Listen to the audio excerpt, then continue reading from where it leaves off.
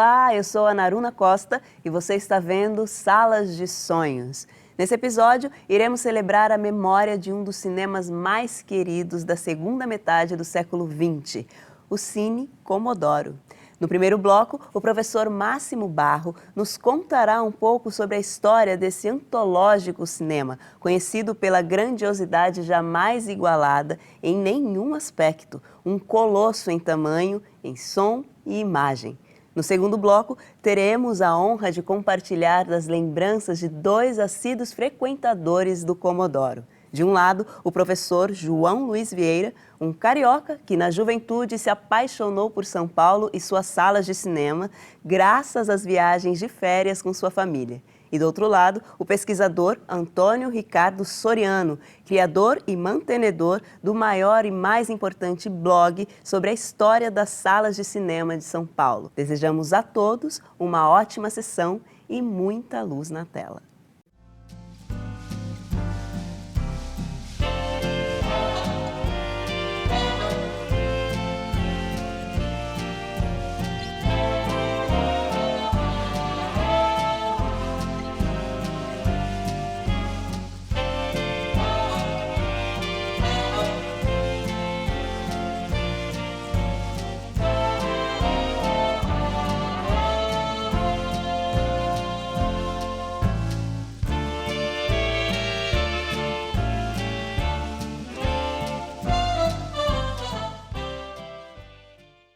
O Sapinto era um homem que a cada tanto ele viajava para a América do Norte para sentir o que é que iria acontecer no próximo ano, apalpar as coisas e os próximos acontecimentos.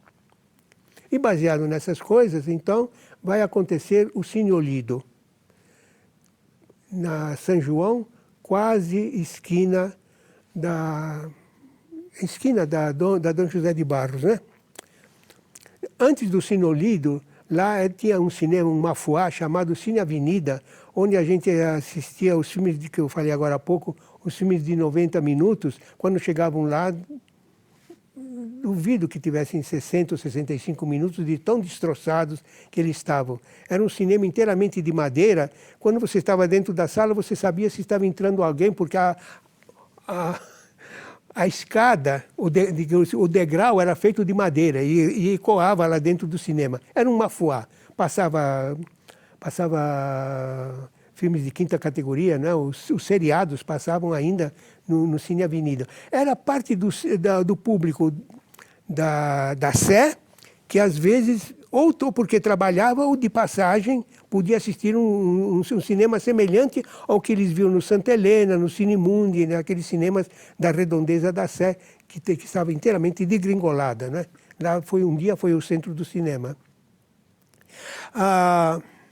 Então derrubaram o Cine Avenida e lá foi feita uma galeria. E ele faz o primeiro cinema de galeria. Não com 5 salas, 4 salas, como a gente tem hoje, com uma sala só, grande, ampla, muito elegante. E ele trazia para São Paulo uma novidade, uma renovidade, né? Porque música dentro, na sala de cinema, sempre existiu no cinema mudo, obrigatoriamente. Ele trouxe isso. E nas sessões das 20 e 22 horas, pelo menos metade da orquestra do Teatro Municipal tocava lá. Tocava músicas, o que de mais nobre eles podiam estar tocando era Chopin, né? Era de Chopin para baixo. E tinha algumas coisas do gênero semi-erudito que eles também tocavam, ou alguma coisa já do Nazaré, adequada a uma sinfônica. Isso, durante pelo menos 6 meses, o Cine Olido teve essa característica, né, de trazer novamente esse processo. Não contente com isso, lá bem abaixo do Cine Metro, que era o último cinema que tinha na São João, bem abaixo ele vai fazer o Cine Comodoro. É a primeira experiência que nós vamos ter aqui de terceira dimensão. Terceira dimensão sem óculos. Com óculos de tanto em tanto vinha a novidade, né? Terceira dimensão no Brasil. Grande público acorre ao primeiro lançador da nova modalidade cinematográfica, formando-se uma fila que envolve vários quarteirões. A evolução da sétima arte procura oferecer novos atrativos. O espectador, além da imagem e do som, é envolvido pela sensação de deslocamento em profundidade. Adquirida a entrada, recebe o fã óculos polarizadores, que lhe facultam a visão tridimensional. Progride o cinema, beneficiado o espectador. O cine com o qual nós vimos pela primeira vez o Cinemascope, não é? O Cine República, também ele passou para uma fase de filmes de classe B ou classe C, e estava começando, e filmes brasileiros, triste isso. Os filmes brasileiros eram lançados no Cine República. O filme do Roberto Santos, O Grande Momento, foi lançado no República, no dia 31 de dezembro. E naquele momento, na frente do Cine República, passava São Silvestre. E durante toda a semana que o filme esteve lá, as luzes verticais do cinema não foram usadas porque o dono do cinema disse que estava em reforma, para não gastar dinheiro, porque o filme também não estava dando dinheiro nenhuma lá dentro.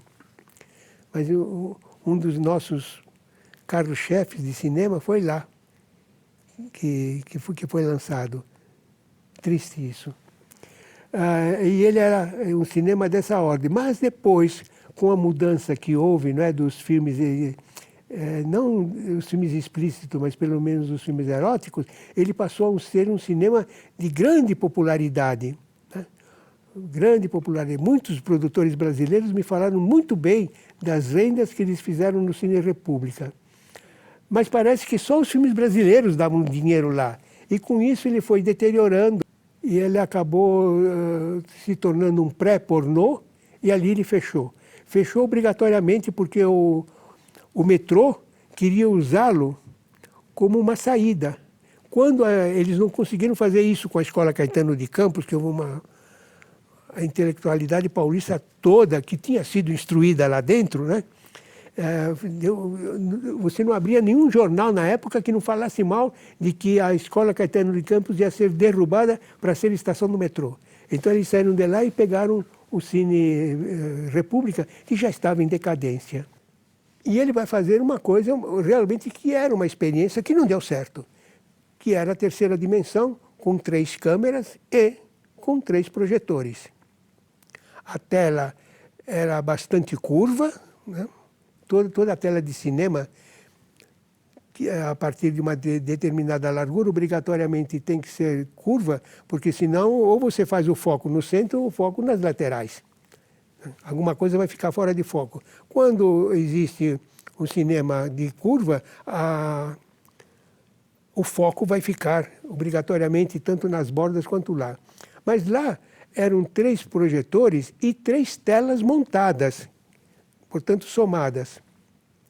O inconveniente é que, às vezes, algumas coisas a gente percebia que tinha 3 telas. A gente via a divisão de uma coisa para outra.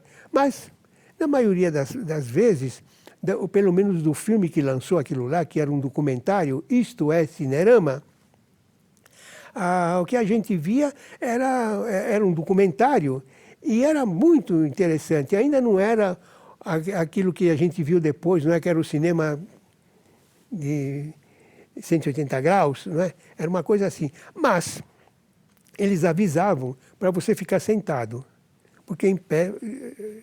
Então eles pediam, se bem que era inútil, quem é que ia ficar em pé sem que a pessoa que estivesse atrás reclamasse? O cinema deixou de existir não porque não tinha público, mas porque não tinha filmes. Depois do Isto é Cinerama, fizeram um outro filme com as coisas, que não deu o dinheiro que eles imaginavam. Eles passaram para fazer um cinema com 2 telas somadas, não mais 3, e depois voltaram novamente para a tela única. As últimas vezes que eu estive lá, ele estava passando um filme que podia ser passado em qualquer outro cinema, porque o Cinerama já tinha falido na fábrica. Aquilo era uma grande novidade, a tela grande. A gente estava acostumado a figura humana cabia perfeitamente na tela, no fotograma, né, para a qual ela foi feita. E a maioria das pessoas, quando possível, no cinemascope, estavam sempre deitadas ou semi-deitadas. Assim aproveitava toda a lateralidade que ela passava a ter. Mas tinha de muito interessante o som viajando, né? O carro que saía à direita, os altos-falantes da direita, a gente ouvia a continuação da coisa, da experimentação que eles estavam fazendo. De certa maneira, o filme sobreviveu, né? A experiência do cinemascope sobreviveu em formatos os mais diferentes, né?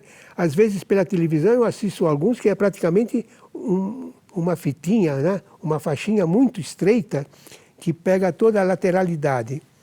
Precisa ter argumento para esse gênero de coisas, porque a tela de cinema não foi feita por eles. Do outro lado da rua, bem em frente ao Cinerama, também a Sapinto fez um outro cinema que tinha a novidade de ter as poltronas que giravam 180 graus e dentro da sala havia 4 telas, não eram grandes, mas 4 telas em posto bem alto. Nenhuma das telas estava nesse nível que nós temos aqui, não é? Que é o nível dos nossos olhos quanto sentados. Elas todas eram mais altas. E a diversão ou a perversão era ficar girando de uma para outra, vendo as coisas, né? Eu creio que elas estavam descalibradas, pelo menos na única vez que eu estive lá dentro. Cada uma dessas telas tinha uma qualidade de iluminação diferente. Portanto, você podia assistir desde o estourado até o mais escuro dentro do mesmo programa, que é uma experiência que não condizia, não é? Não sei se por ser a estreia, eles ainda não estavam totalmente aparelhados. Ele durou pouco tempo também como experiência. Essas são as experimentações extremamente importantes e todas elas foi feito pela Companhia Sul, que pertencia a um homem chamado Sapinto.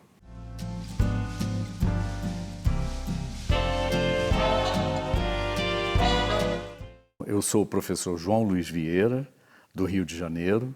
Eu tenho 69 anos e vou há 50 anos a Niterói, onde eu sou professor da Universidade Federal Fluminense e onde eu comecei como aluno da primeira turma e estou como professor desde 81.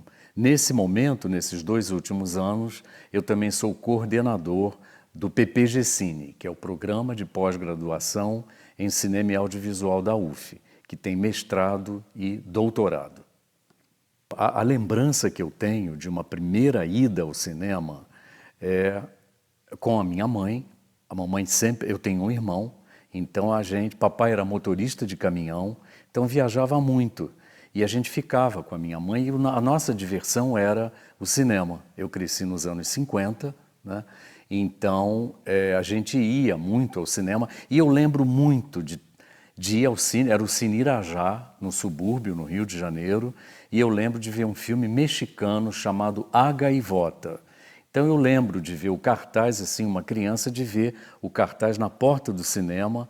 Eu acho que era Maria Antonieta Pons, uma atriz mexicana, era um filme mexicano, e eu lembro desse cartaz, e eu lembro a gente pequeno olhando esse cartaz de baixo para cima. Então, essa é uma primeira lembrança muito remota e é curiosa que ela já tem a ver com a sala de cinema. Repara, eu lembro muito mais desse cartaz e da visão dele de baixo para cima do que do filme.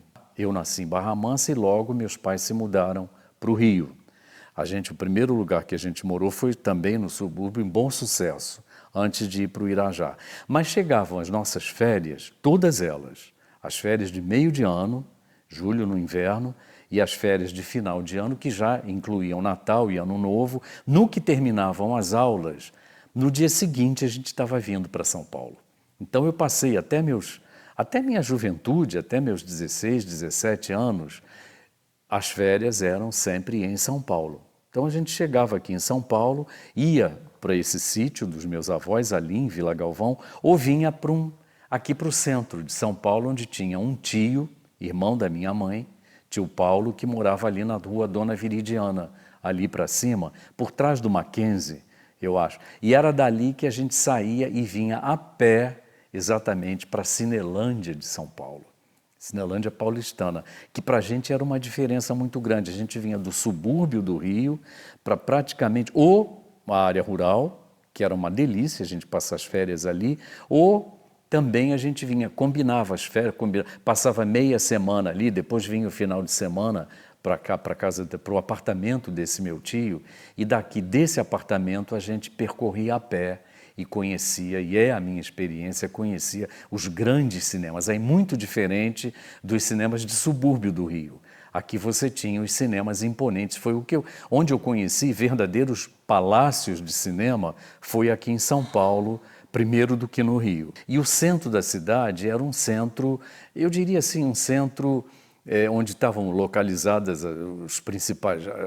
as principais agências de comércio, entende? Eram aqui claro, o banco tem até hoje, mas era um centro, não tinha, por exemplo, esse deslocamento que você teve depois para a área da Paulista, ali dos Jardins. O centro era o centro, tudo acontecia aqui. Inclusive essa ideia de uma Cinelândia paulista marca isso. Os cinemas lançadores, esses grandes palácios de cinema, eu estou falando de uma área de um perímetro relativamente pequeno, onde eu cito, por exemplo, ali vindo de lá para cá, o Marrocos, o Arte Palácio, o Paissandu, o Rio Branco, o Ipiranga, o Marabá, o Metro. E aí a gente chegava em São Paulo, ou ia para o sítio, ou vinha para cá, ou alternava aqui no centro, né? E chegava aqui no centro, ali na Duque de Caxias, a gente descia ali, exatamente, a São João tem uma descida, começa a descer ali, depois do cruzamento da Duque de Caxias, e logo do lado direito vinha o Cine Comodoro, que era o cinema, para mim, era o cinema predileto, né, dessa Cinelândia paulista. Já era um pouco depois da Cinelândia, né, desse conjunto que eu falei aqui antes, mas era o cinema onde a viagem, essa ideia de viagem, né, ele se ampliava, porque ali a gente assistiu, entre 59 e 66, exatamente nesse período, né, aí eu tinha 10 anos, 59, de 10 aos meus 15 anos, né, uma adolescência, uma pré-adolescência, a gente assistiu todos os filmes de viagem, né, os documentários de viagem do Cinerama original. Então a viagem continuava, a ideia de viagem continuava, porque esses filmes promoviam uma espécie de turismo sentado. Entende? Pelo preço de um ingresso, você sentava ali e diante daquela imensa tela curva, né, uma tela gigantesca de 146 graus de curvatura, ali a gente era apresentado nos 5 filmes originais do Cinerama, desses documentários de viagem, a gente viajou pelo mundo inteiro, pelo preço de um ingresso de cinema. Mesmo aqui, comparando com outros cinemas de São Paulo, mesmo com o República, que tinha uma tela grande de cinemascope, de repente o Cinerama vai trazer essa outra experiência, essa outra ideia, né, de algo onde, por exemplo, a mobilidade que o Cinerama promovia parecia que era uma mobilidade da sala de cinema. Parecia que a sala se deslocava ali naquele horizonte infinito, né, mostrado, por exemplo, nessas paisagens, né, do Cinerama, que aquilo você entrava. Realmente era algo que te engajava através do olhar, corpo, né, uma sensação de imersão realista, né, naquele mundo da tela. A gente está falando muito de uma cinefilia infantil, que agora é, digamos, infanto-juvenil, né, que eu acho que essa paixão pela imagem em movimento, por essas sensações, principalmente esse lado sensorial físico, né, que eu acabei de explicar aqui, mas você, claro, você vai crescendo, você vai mudando, entende? E eu lembro muito uma diferença para mim, que eu acho que foi da água para o vinho, e é um filme que eu tenho marcado, eu tinha esse caderno, tenho ainda hoje, mas não faço mais isso, mas era uma coisa que vem dessa cinefilia infantil, mas pega esse período. Existe um marco ali que é a um filme em preto e branco, né? Quando, por exemplo, a gente só via filme colorido até então, e é um filme que eu acho que marca um antes e um depois. É um filme chamado Morangos Silvestres, do Ingmar Bergman.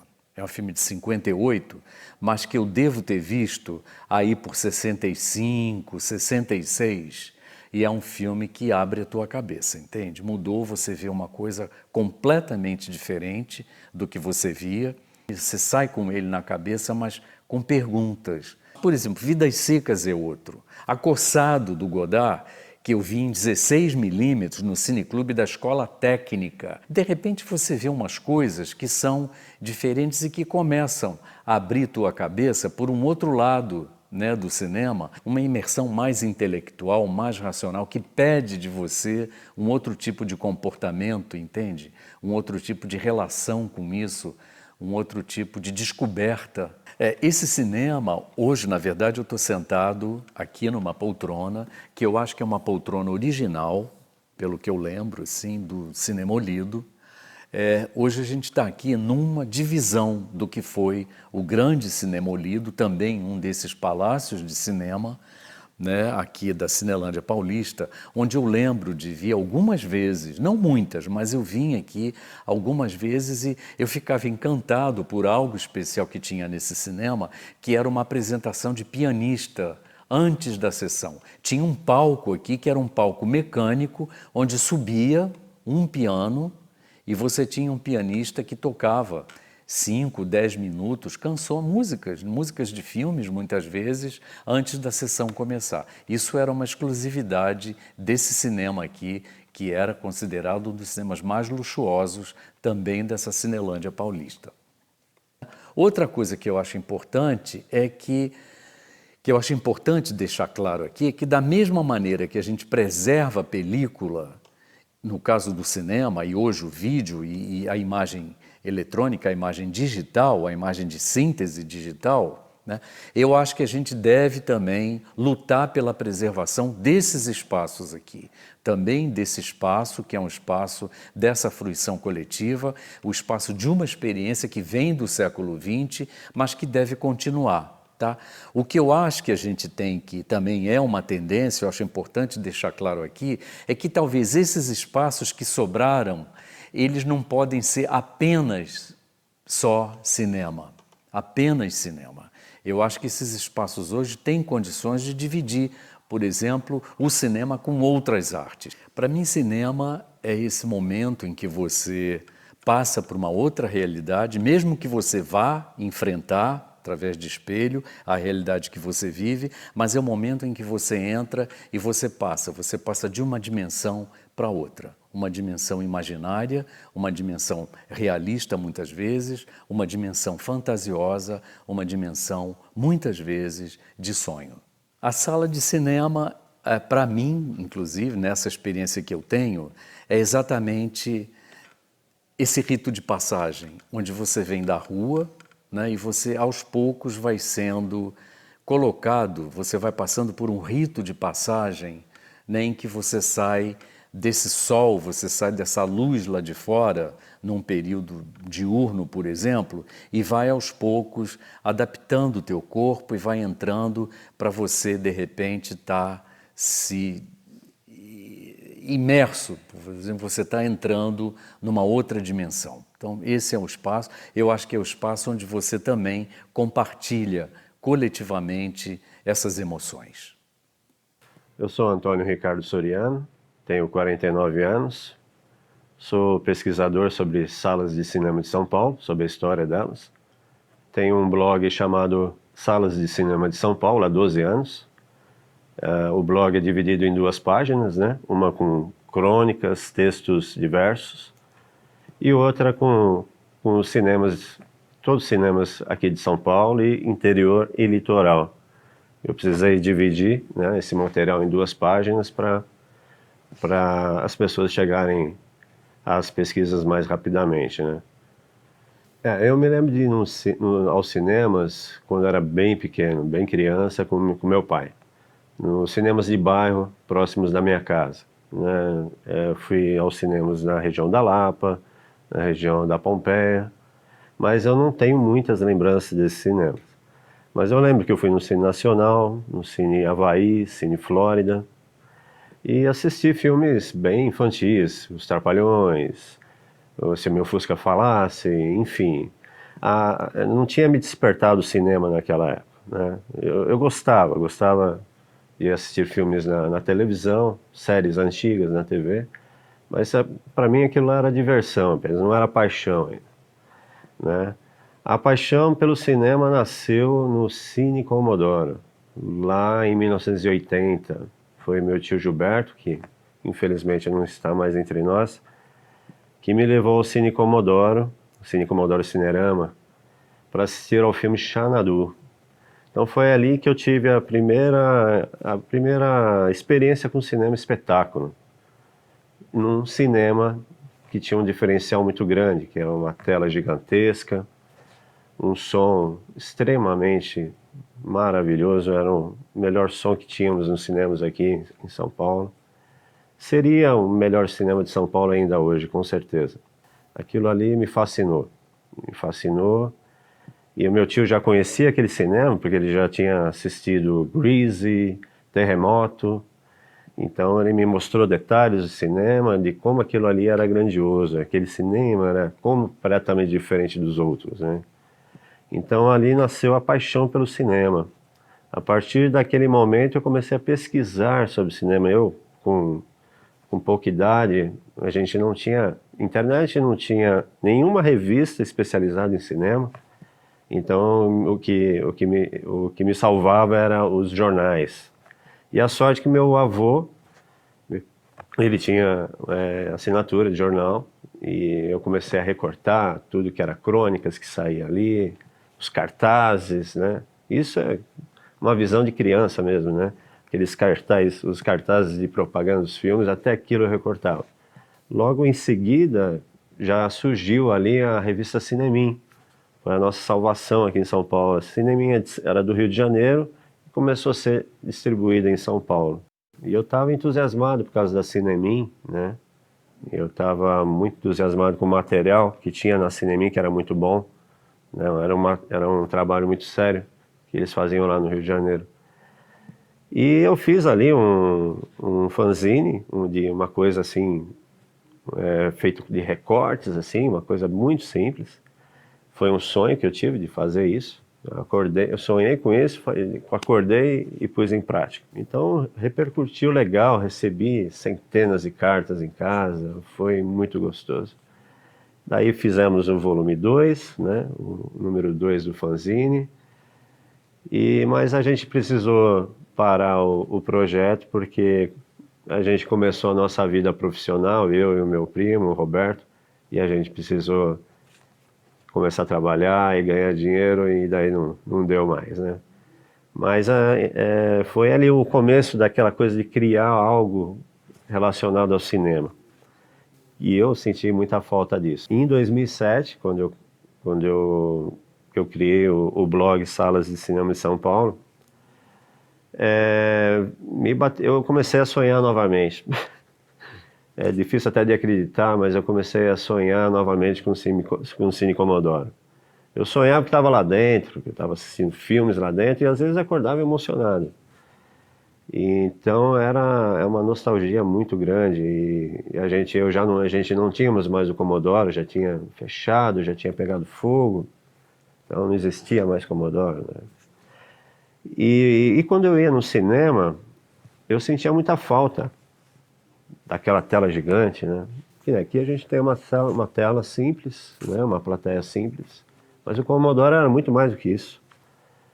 Então eu não tinha tanta vontade de ir no cinema, porque eu sentia realmente falta de cinemas como o Commodore. Hoje em dia temos, né? Temos as salas IMAX, temos salas XD e vários outros nomes, sim. Então a gente tem cinemas desse porte, não com a qualidade do Commodore, porque tinha a acústica perfeita lá. A gente não temos isso ainda, eu nunca presenciei nada igual ao Commodore. Então a ideia era, primeiro, pesquisar sobre o Commodore, sobre os proprietários, conseguir material, Daí eu comecei a fazer isso pela internet, eu não encontrava nada. Eu encontrei 2 textos, um do Kleber Mendonça Filho, que é um texto maravilhoso, porque ele, numa vinda para São Paulo, ele desceu na São João e pegou o desmonte do cinema, e ele entrou dentro do Comodoro. Então ele fez um texto apaixonado sobre o Comodoro, porque ele viu a grandiosidade daquilo e se emocionou. E foi um dos primeiros textos que eu publiquei com a autorização dele. E o outro texto foi do professor João, lá do Rio de Janeiro, que você entrevistou, que ele fala mais das primeiras projeções do Comodoro, quando ainda era o Cinerama original, que eram 3 projetores, né? E então a criação do blog foi realmente da saudade que eu tinha do Cine Comodoro, né? E nasceu dessa saudade, né? O cinema, para mim, é a junção de todas as artes. Tô até arrepiado agora, porque ali no cinema a gente tem fotografia, temos música, temos o trabalho de um cenógrafo, de um designer. Então, para mim, é a junção de todas as artes. Então, para mim, é uma arte perfeita. Para mim, cinema é paixão mesmo. E o que é uma sala de cinema? A sala de cinema é um templo dessa arte, é um lugar que realmente a gente se encontra, divide essa paixão com outras pessoas. O Kleber Mendonça Filho, quando ele escreveu sobre o Comodoro, eu achei muito interessante, porque no final do texto ele escreveu aqui: vejo salas de cinema, especialmente as antigas, como monumentos à passagem do tempo, lugares impregnados de gente e suas histórias. Então ele definiu aqui para mim o que é uma sala de cinema, principalmente as antigas.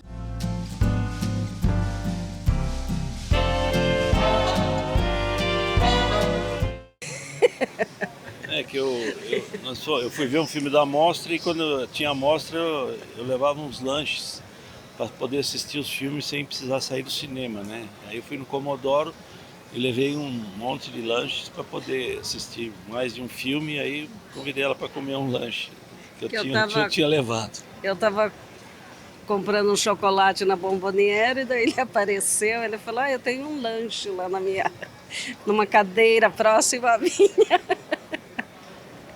E depois disso, estamos há 27 anos juntos já. No cinema. Conhecemos no cinema. Tinha de ser no cinema, porque eu frequento muito cinema, né? E ele também, então... E hoje a gente frequenta basicamente cinemas de rua ali, o Belas Artes, o Reserva Cultural, o Cinearte, o Bristol. A qualidade de som melhorou bastante, né? Muito, muito, muito, muito. E tinha também aqui no centro Cine Metrópole, que sempre tinha a Mostra Internacional de Cinema, que é aí na Galeria Metrópole. E o que destacava também o Biju, que tinha os filmes de arte aqui na Roosevelt, né? Na Roosevelt, A gente sempre ia ali também. Eu frequentava mais os cinemas do centro. E que a vantagem é que ia nesse cinema o pessoal que gostava de cinema, não é que ia para comer pipoca, como os cinemas de shopping. Essa é uma coisa que mudou basicamente. Isso aí mudou, porque hoje a pessoa vai no cinema para comer pipoca, e não interessa o tipo de filme, né? Então na época não. Tem que escolher mais os cinemas aí pra gente ir. Antigamente era muito boa, não tem mais cinema como era. Aqui no centro não. Eu frequentei muito, que eu estou falando, o Cinerama. Aquele cinema enorme, 4 telonas, coisa mais linda. Assisti Terremoto, aquele filme com o John Travolta, No Tempo das Brilhantinas. Era muito bom, muito bom. Muita lembrança de um tempo muito bom, que a gente podia vir aqui no centro, no cinema. E a gente sente falta desses cinemas aqui no centro, né? O do Comodoro, né? Qual outro? Aqui no Ipiranga, enfim, bastante cinema que já não existem, né? Infelizmente. Era muito gostoso, viu? A gente vinha para o cinema todo domingo, era o divertimento que a gente tinha, era cinema. Os filmes que a gente assistia também, sei lá, mas era um filme tão bom, diferente dos filmes de hoje, eram as coisas mais, sabe, muito legal. Quando fui ver ET pela primeira vez, é uma coisa que Foi a primeira vez que eu fui ao cinema, apesar de já estar adulta. E é isso, é a grandiosidade, é a tela, o som e o prédio, né? Essa é a lembrança. As lembranças são muito boas, né?